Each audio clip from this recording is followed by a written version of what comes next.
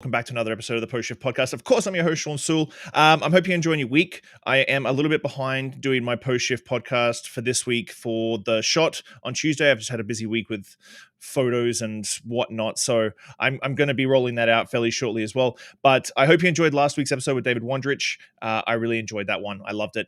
But today, I am glad that this gentleman actually answered my emails after I ghosted him for about 3 weeks because I got busy and then he was busy and I completely dropped the ball on whether or not we were going to actually do this episode. But I really want to get into the story because, as most of my listeners know, the cool thing is that we talk about hospitality, we talk about mental health, we talk about entrepreneurship, we talk about everything on the show. So we're going to do everything.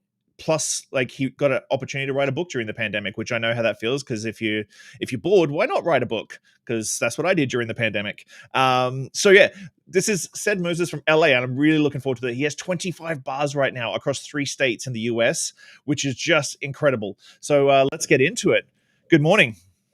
Good morning, Shawn. I hope that was a decent enough intro for you. Yeah. Thank you. It's great to finally meet you, and we have a lot of mutual friends. So we have a lot of mutual friends. We do. So usually we're going to get to the book we'll get to the book eventually, because the Pouring with Hearts, I read some of the manuscript, and it is a really great story. It reminds me a lot of Eric Alperin's book Unvarnished.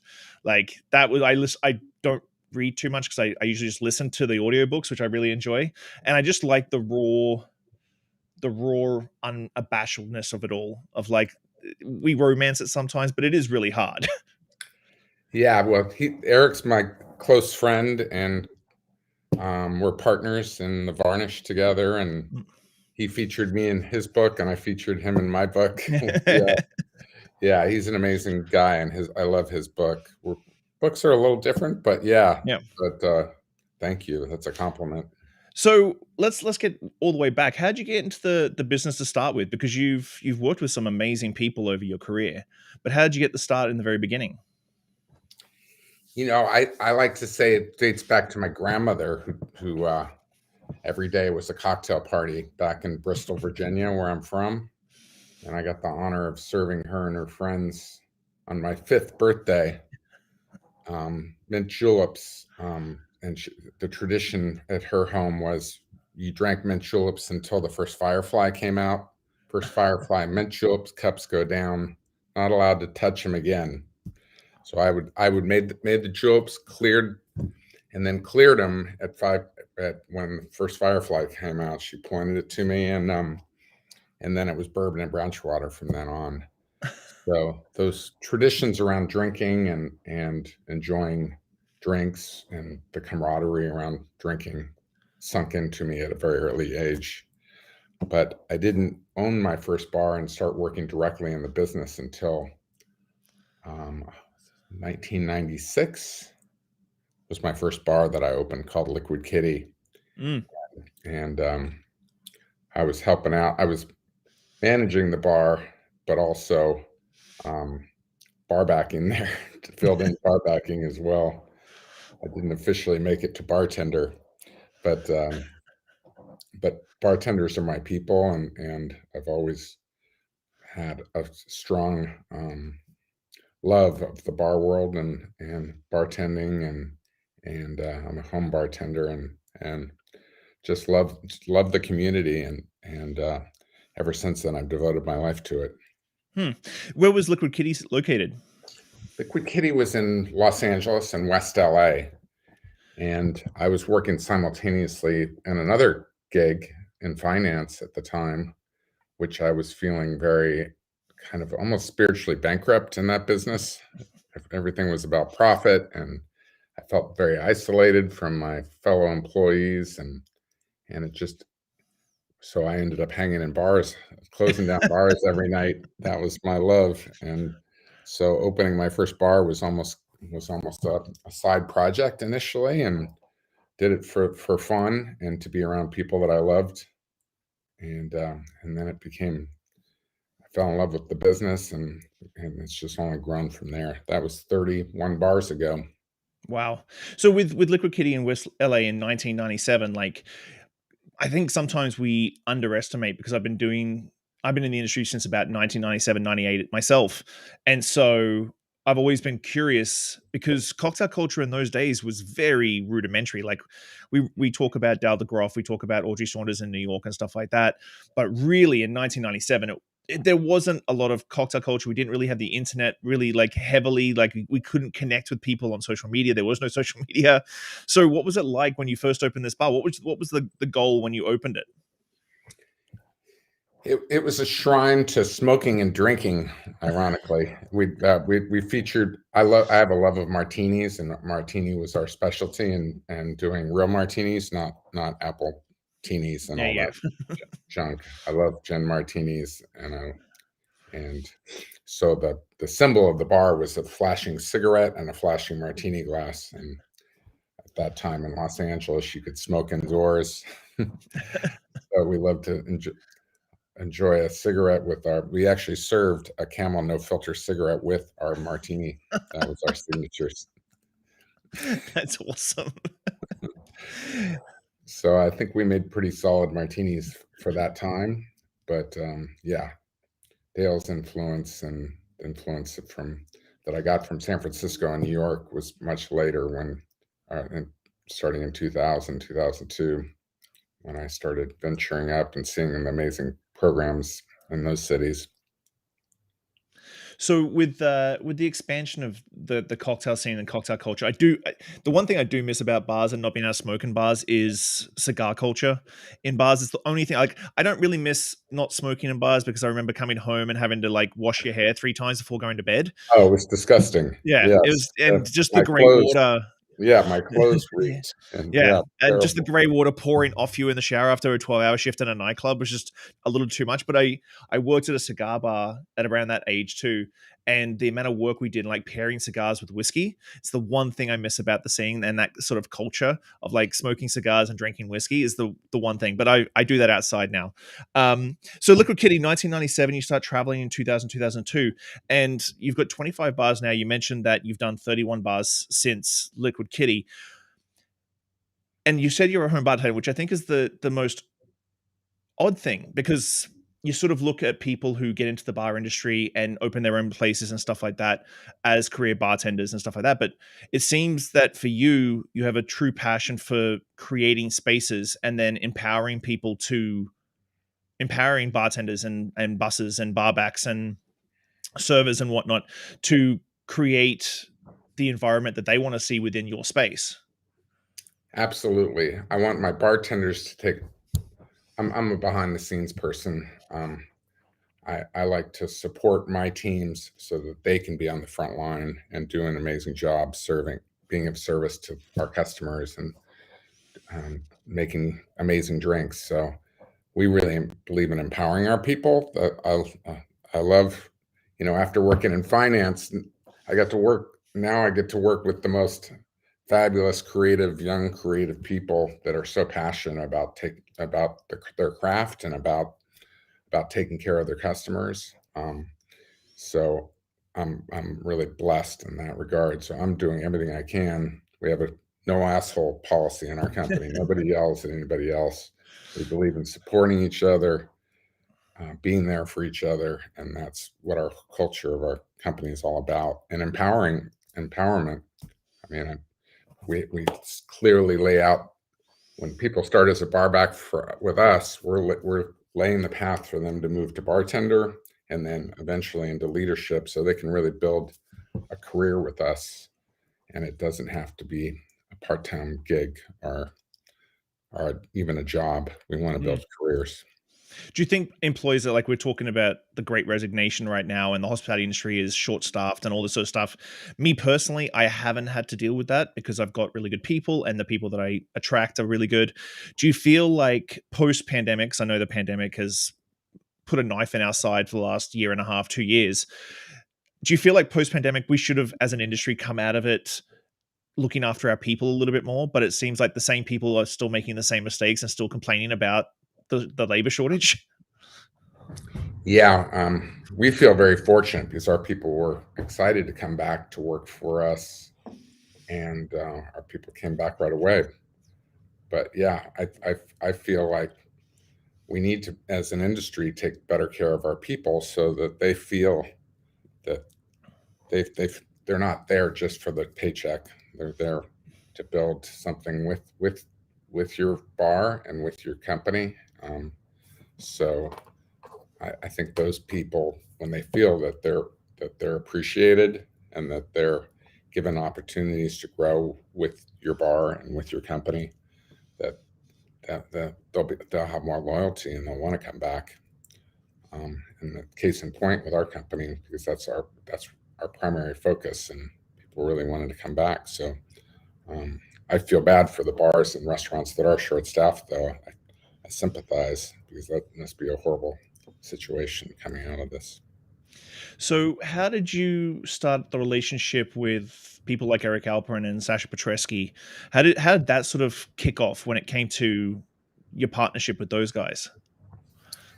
Yeah, very fortunate. I met Sasha in New York when after Milk and Honey opened, and I was a huge fan of what he was doing out there, and we became friends and knew each other. But Eric Alperin moved out from New York to LA to work with Nancy Silverton, who's a great chef in Los Angeles, and at Osteria Mozza, and we met when he was working over there, and he said that Sasha and him were starting to look for a bar in Los Angeles, and so I said, well, why compete against each other? Let's team up. We have the same mentality and the same passion for the business.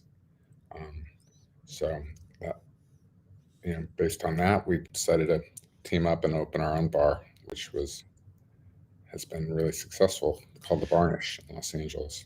It seems that you and because I met Sasha in Cognac 2009 2010. I was lucky enough to go to the BNIC Cognac Summit and hang out with like Salvatore Calabrese and Peter Dorelli. It was just an insane trip.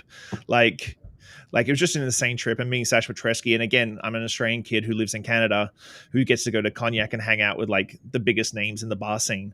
But it seems like you have a sort of a alignment of one thing I always loved about Sasha is that he also empowered his staff to make that next step. Right. Like, yeah. We have the same philosophy. Yeah. So it fit perfectly together.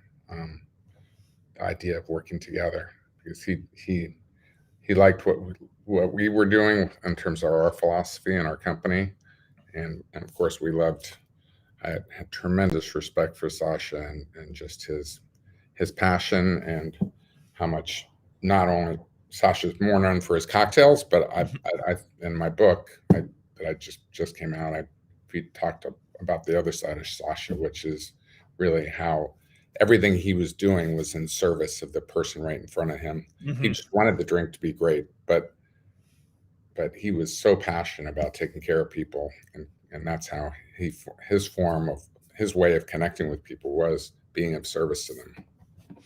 So when you partner up with a finance background, I always find when I sit down with clients or people who want to open bars and restaurants and stuff, if they're industry people, it's usually very passion driven, and then if it's a business, it's very just business minded. How much profit I'm going to make at the end of the day? How do you balance that off with, as you start bringing these people up, who usually are very passionate, are super like creative?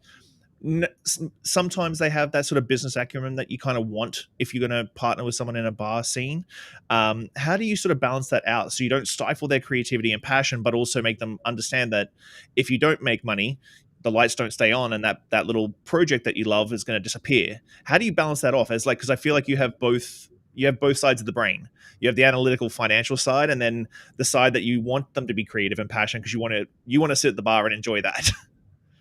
Yeah, it is a balancing act, and I think people that are too much one way or the other are probably not going to be successful in the business. You really have to have some sort of business sense, and a creative sense to be successful, but the balance of those two is where the magic can happen.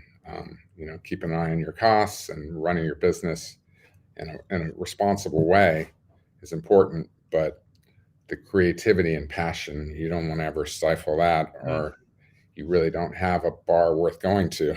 Yeah, exactly. So, but we love when our bartenders put their passion into building regulars, and that's kind of what I think the book of the industry is really about. That's how you make your bar successful. The more regulars you build, the more business you're going to build over time.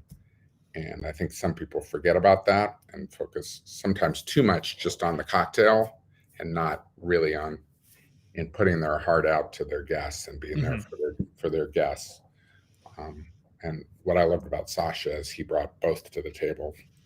And I think people sometimes forget to bring them both. They think maybe the cocktail is enough to harder to build regulars, but sometimes you're serving drinks that people don't relate to if you're not in tune with what your guest wants, is really looking for. That little echo chamber that a lot of people live in when it comes to social media, and they read a liquor.com article or something like that, and it's like, oh, this is what I gotta do. I'm like, well, no. But yeah, like, it's always funny because I run a hotel lobby bar in Victoria, BC, which is a city of 385,000 people spread very, very wide, but like downtown is like 160,000 people, so it's a very small city. And it's always fun when the hotel guests or tourists come and sit at the bar and they're like, oh, well, you guys are really busy now. I'm like, yeah, but 90% of my clientele are locals. Like, only 10% of my clientele are hotel guests and tourists, hotel guests that just come downstairs, tourists who track us down.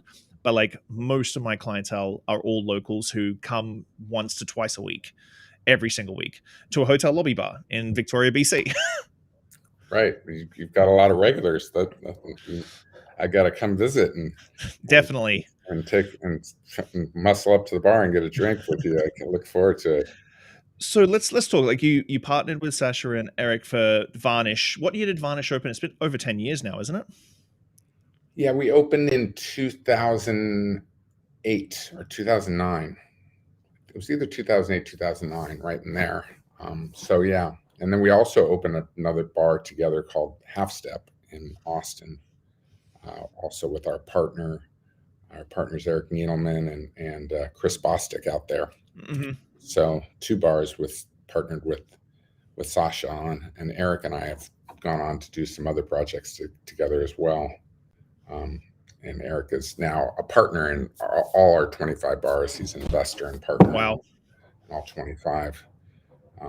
Incredible guy, and a truly amazing, legendary bartender in his own right, Eric. And so what drew you to Austin of all places?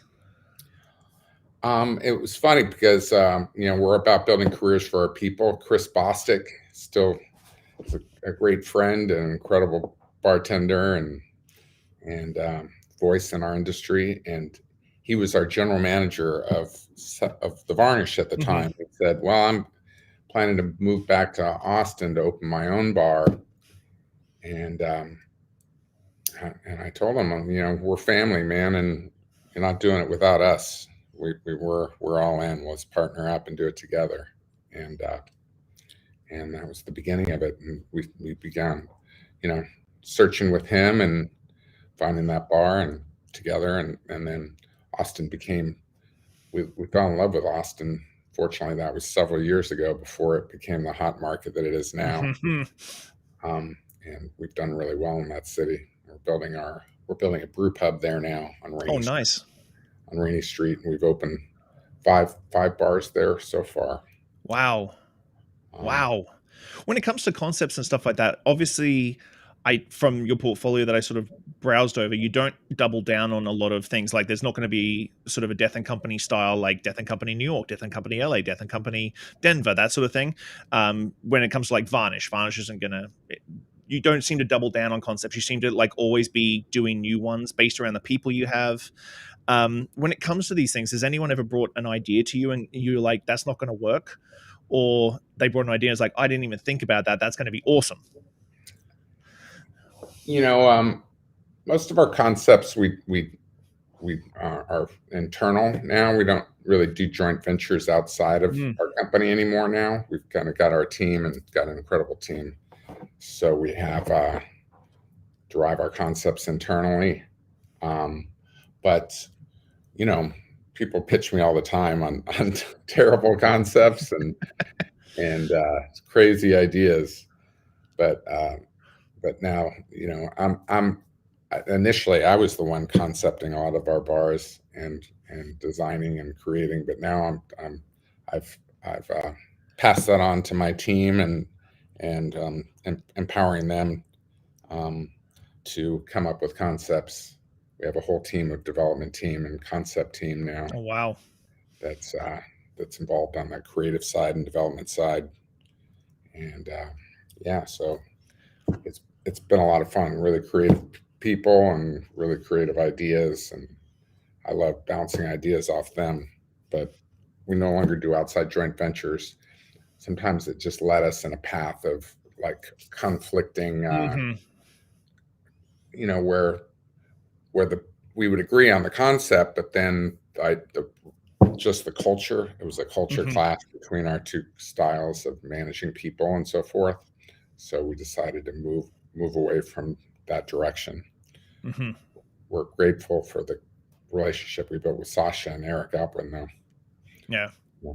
So you've got 25 bars right now. We talked about it in the green room, and I saw a quote from you. You want to do 2030 careers, so 2030 career employees by 2030. So that's just over 8 years away. Which you said that you're going to have to do 170 venues to get that sort of number. Yeah, approximately. We'll need to have about 170 venues by 2030. Wow, that's a serious expansion. It is, and you know, the key thing is we're building careers. That's how we measure our success, is by Mm-hmm. the careers we build for our people, and not by the money we make. We look at money, the money we make, which we're very successful with our bars. We have incredible margins and profits, but what we do is we pour our profits back into building careers, Mm-hmm. and we want to live up to taking care of our people. And the more we have our staffs back, the more harder they work towards building careers for their people. It's just been a beautiful, we have a beautiful culture, and I'm so grateful for the amazing people we have. Even one kid that started as a barback with me 15 years ago now, it just became the CEO of the company. Jesus, that's awesome. Yeah, so all our top leadership people started as barbacks with us. Really, it's so it's really alive in our culture that everyone's Mm-hmm. got an opportunity to do great things. We joke I'm a misfit myself, and we're basically 400 misfits now, but together we can do great things, and all of us are capable of great things. And so that's kind of what we like to tell our people. If you meet our values and are willing to work hard, you're going to move up in our company and you're going to do great things. And we just want everyone to have that opportunity.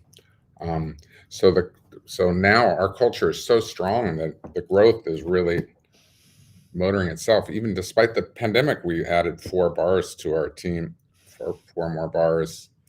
I think we're opening 9 next year and 12 the following year. Wow.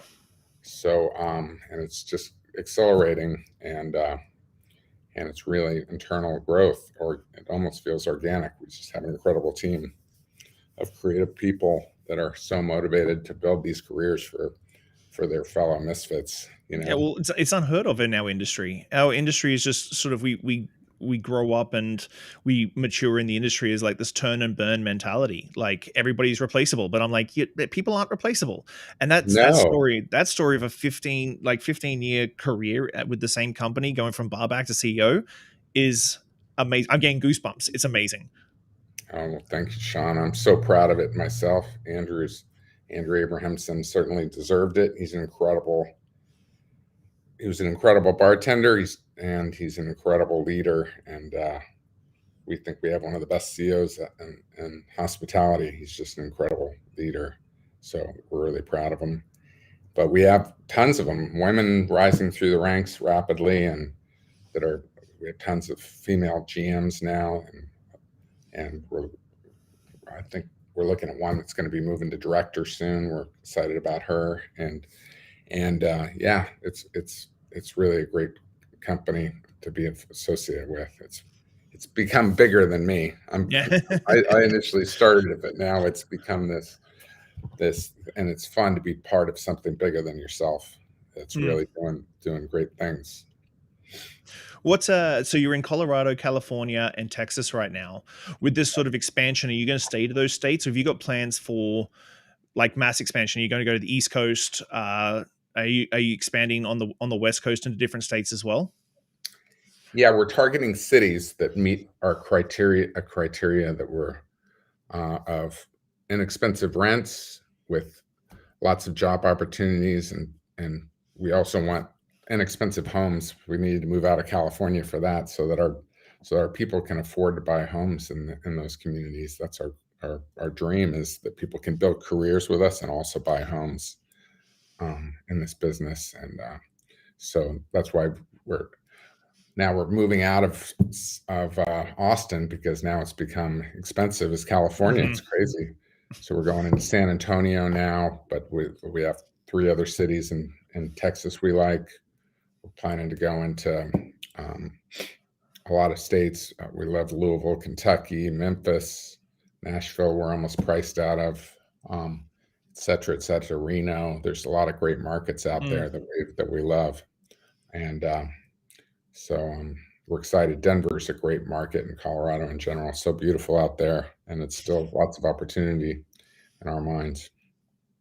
Do you think as the rents, because I think sometimes we talk about culture in small cities and the cocktail scene or craft beer or whatever it may be, do you think rent for a lot of entrepreneurs is going to be a major factor in the long-term growth of these smaller cities? Like right now, like BC is very expensive for rent commercially. We're a little bit lower now because of post-pandemic. A lot of landlords lost long-term leases and stuff like that. So leases are a little bit cheaper post-pandemic, but I think do you think the expansion of cocktail culture and well, drinking culture in general is going to come really down to like how much rent you're willing to pay?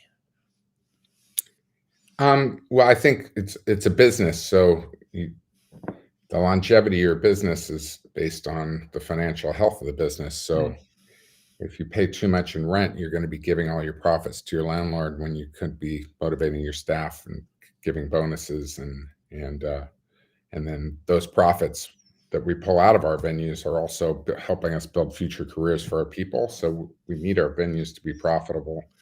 So we're pretty strict in terms of the amount of rent we're willing to pay, and we believe bars are destination oriented, and that you don't need to be in a busy shopping mall, for example, to be successful in a bar, with a bar that you can afford. You can pay less rent to be in basements or in up and coming neighborhoods that where you don't need to pay a lot of rent.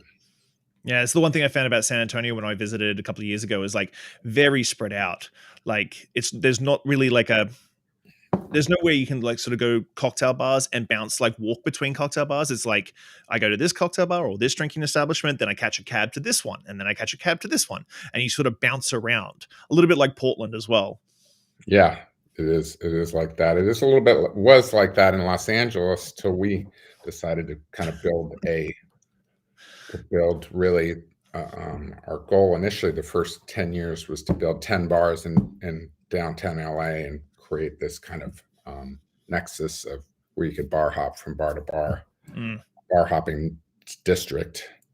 And now that's the busiest bar district in the city, which is great. But at the time, it was down and out, to say the least. Yeah. So we were able to secure cheap leases and really kind of create our own bar district, which worked out great. And we think we can do that in other cities potentially too, while still supporting that city and that community in a great way. So let's get to the book. How long, like, when was the time that you were like, it's because I think everybody bartending wise or like industry wise at some stage, once they get to a certain age, is like, you know what, I need to write these stories down and I need to do it. But writing a book is not the easiest thing in the world to do. What was the catalyst for you to go, you know what, it's time for me to write a book? I was one of those kids in school that could barely finish a book report. So I don't know how I was able to write a book, but at some point within our company, we have a book club, and we're all reading books every month and talking about them. And I got really inspired by a few of the authors, Simon Sinek in particular, who's an amazing. I love his books, and I just started thinking, like, if I could write about, I just loved, I related so well to his philosophy. It related so much to the way we ran our company, but he had a great way of verbalizing it. And so what I really believed in doing was taking the way he verbalizes things and write a book about the bar industry in that way. Because up till now, most of the books for our industry are really cocktail books, and that's about it. There's not really books out there about the philosophy of bartending and kind of that handbook for bartenders and young people entering our industry to help them philosophically prepare to build a career in the business. And that was the idea of the book. You've been in the industry for a while, so have I. So I really wanted to impart whatever I've learned and we've learned the hard way to young people and give them a chance to be successful in the business. That's why I have a podcast. Yeah, there you go. So how long did it take you to write it? It took about 3 years. Okay. So I started before the pandemic, but the pandemic really gave me time to really even get more passionate about helping our industry, and we set up this charity so that all the proceeds from the book, profits from the book, go to this charity that helps out our bartenders in case they get sick or fall down a flight of stairs or will get hit by a car, God forbid, and miss their shifts. So they have a little bit of a golden parachute in case that happens. Amazing. Yeah. So amazing.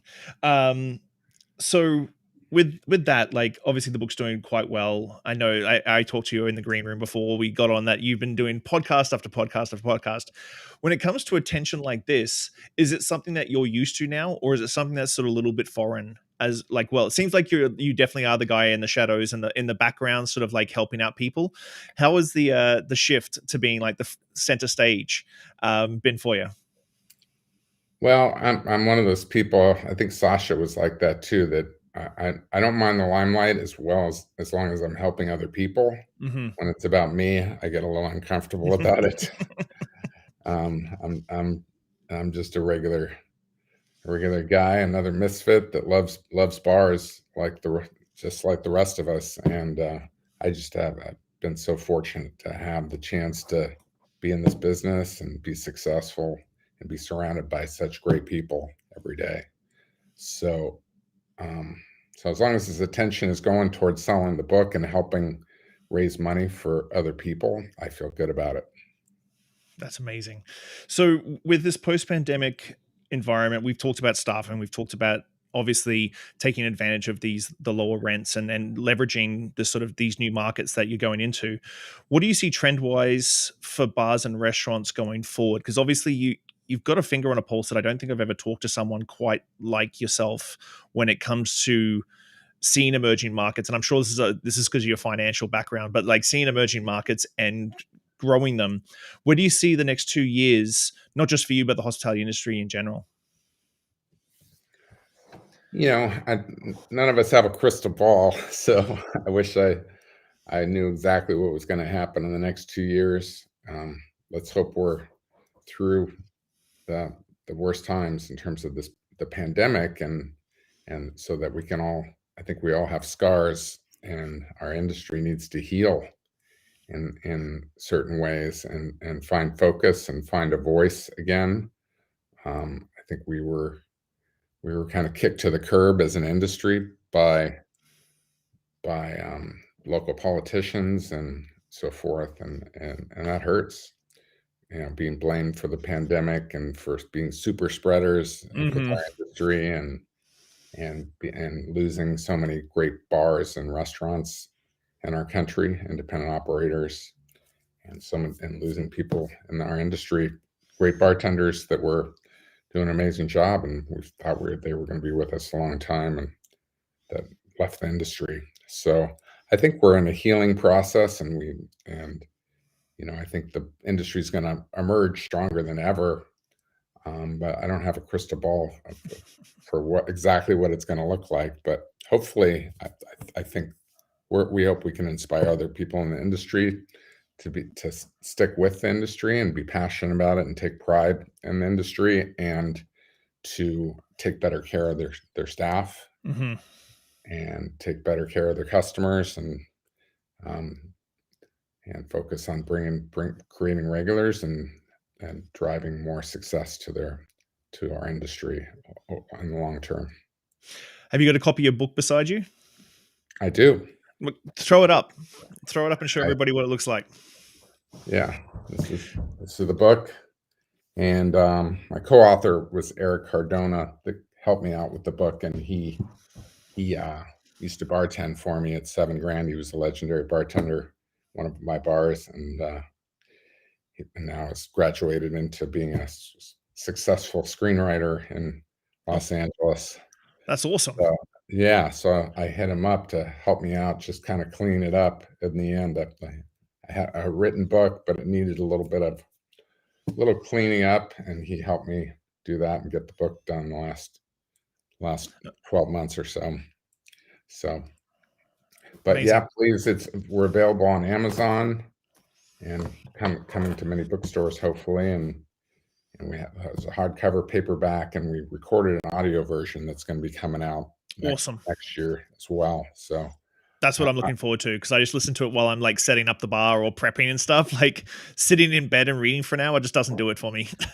yeah, I love the audiobooks too. You can just crush the audiobooks. You Yeah. do a lot of I can do it while I'm walking my dog and so forth. But when I find a good book, I like to buy both, because Mm-hmm. and I can really dive a little bit deeper, I feel, too.